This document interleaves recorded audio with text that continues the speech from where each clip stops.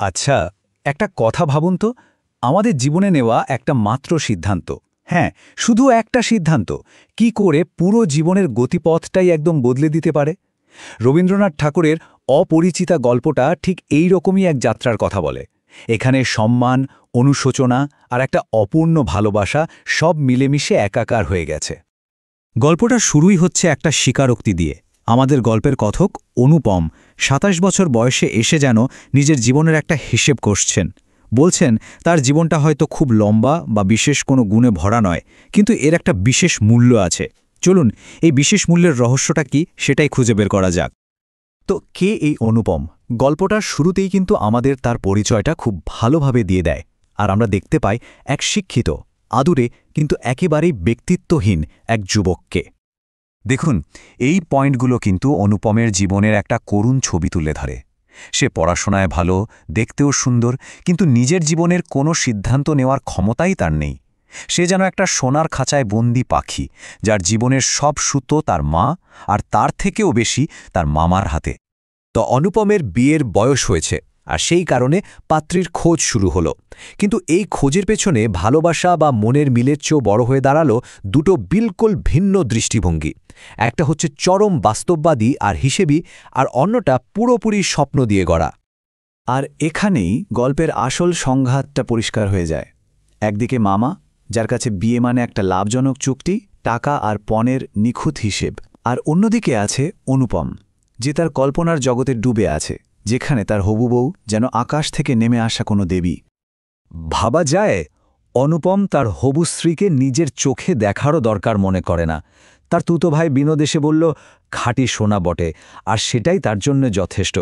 এই যে তার চরম নিষ্ক্রিয়তা, এটাই কিন্তু গল্পের মোড় ঘুরিয়ে দেবে। বেশ, অবশেষে বিয়ের দিন চলে এলো, কিন্তু এই উৎসবের আবহের পেছনেই অনুপমের মামা একটা ভয়ঙ্কর, অপমানজনক পরিকল্পনা করছিলেন। তার সন্দেহ আর লোভ এমন এক পরিস্থিতির জন্ম দেয় যা সব কিছুকে তছনছ করে দেবে। মামার মনের ভেতরের অবিশ্বাসটা একবার দেখুন। একেবারে বিয়ের আসরেই তিনি বাড়ির স্বর্ণকারকে নিয়ে হাজির।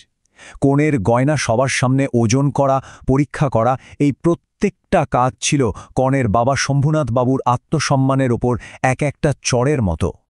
কিন্তু গল্পের পরিহাসটা দেখুন।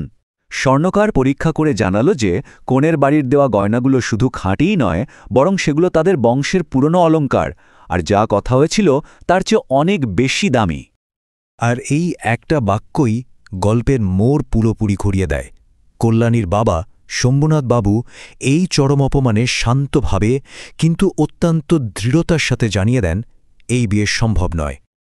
আর অনুপম, যখন তার মুখ খোলাটা সবচেয়ে বেশি জরুরি ছিল, ঠিক সেই মুহূর্তে সে একদম চুপ করে থাকে। তার এই নীরবতায় শম্ভুনাথ বাবুকে বুঝিয়ে দেয় যে এই ছেলেটা আসলে মানুষ হয়নি, সে তার মামার হাতের একটা পুতুল মাত্র। বিয়েটা তো ভেঙেই গেল। অনুপম লজ্জার আর অপমানের বোঝা নিয়ে বাড়ি ফিরে এলো। আর যে মেয়েটাকে সে কোনোদিন চোখেই দেখেনি, তার ছায়া তাকে সারাক্ষণ তাড়া করে বেড়াতে লাগল।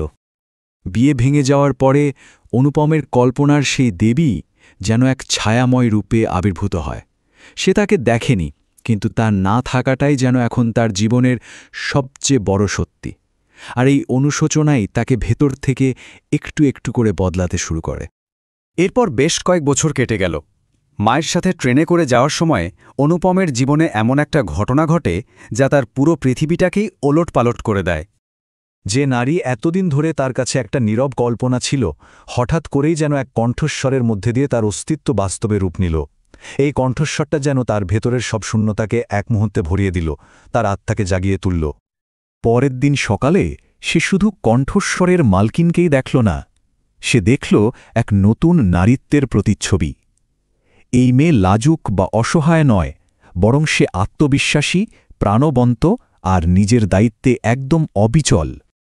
আর যখন সে একজন ইংরেজ অফিসারের অন্যায়ের বিরুদ্ধে নির্ভীকভাবে রুখে দাঁড়ায়, অনুপম যেন নিজের দুর্বলতার আয়নাটা দেখতে পায়। অনুপম যা হতে পারেনি, এই মেয়েটি ঠিক তাই।